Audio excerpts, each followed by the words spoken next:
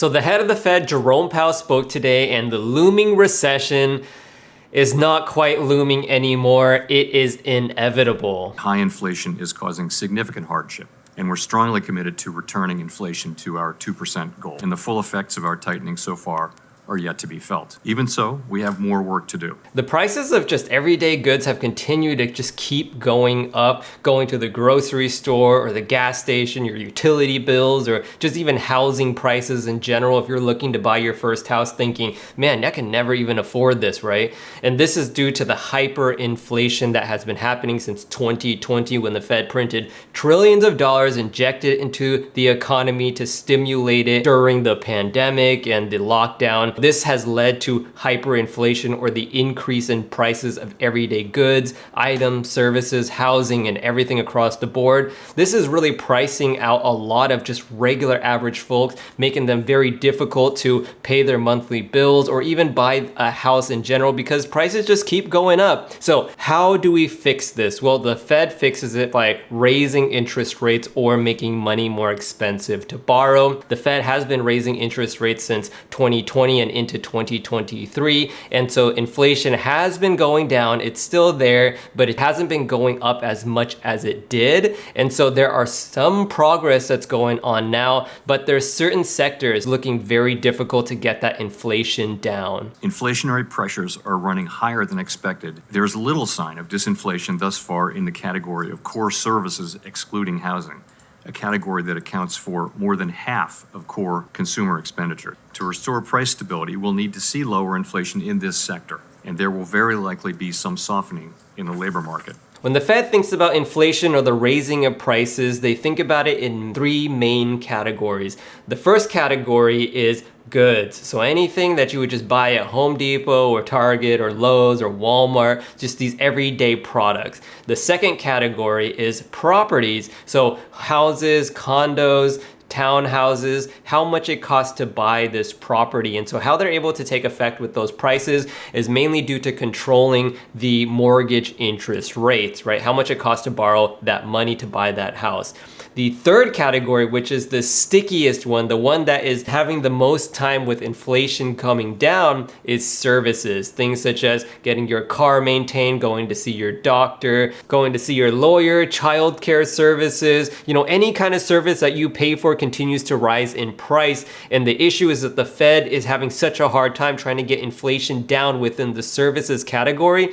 And the big issue is that Americans spend over 50%, specifically 56% within this single category alone. So the Fed is really trying hard, raising interest rates to get inflation under control for the services category. And what Jerome Powell just said is there's going to be a softening in the labor market, which means that there's going to be more unemployment. People are going to lose their jobs. With inflation well above our longer run goal of 2%, and with the labor market remaining extremely tight, we continue to anticipate that ongoing increases in the target range for the federal funds rate will be appropriate in order to attain a stance of monetary policy that is sufficiently restrictive to return inflation to 2%. It will take time, however, for the full effects of monetary restraint to be realized, especially on inflation. There's a lot of layoffs that is happening, but it's mainly been specifically in the tech sector and the big tech companies, right? But unemployment actually has been really good lately.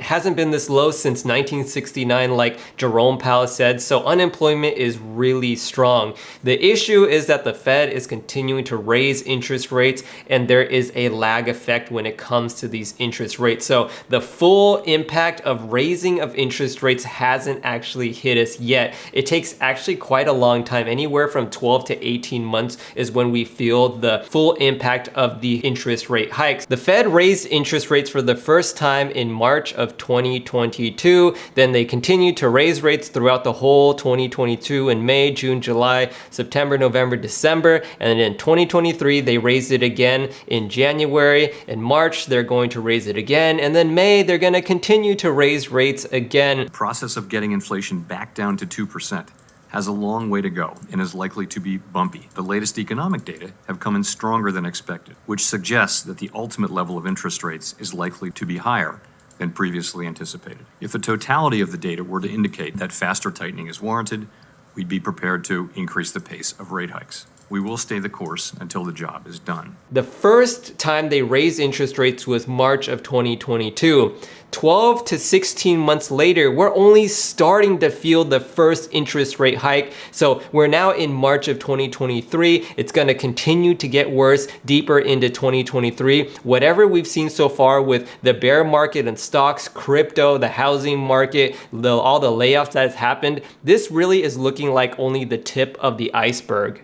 In order to reduce inflation by 2%, unemployment had to go up 3.6%. In order to get inflation down from 6.4% to, let's say, 4.4%, the unemployment rate is going to have to rise to 7% based on history.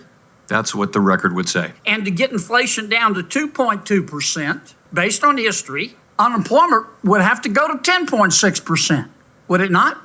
I don't think that kind of a number is at all in play. Yes, the standard has been that there have been recessions and downturns when the Fed has tried to reduce inflation. Now, what he just said is that in history, when the Fed tries to reduce inflation, it skyrockets unemployment. So at the moment, we're sitting at 6.4 inflation as of January, and the unemployment rate is at 3.4%.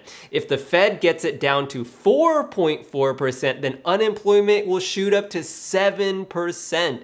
And if the Fed is successful at getting inflation to 2%, that means that unemployment could reach all the way up to 10%. If we're at 7% or 10%, we're in a full-blown recession. The traditional definition for a recession is getting 2 negative quarters of GDP, which we've already had. The reason why we're not in a full-blown recession at the moment is because unemployment remains low at 3.4%. So most people, they still have their jobs, they can still find jobs, they have their income, they can still pay their bills.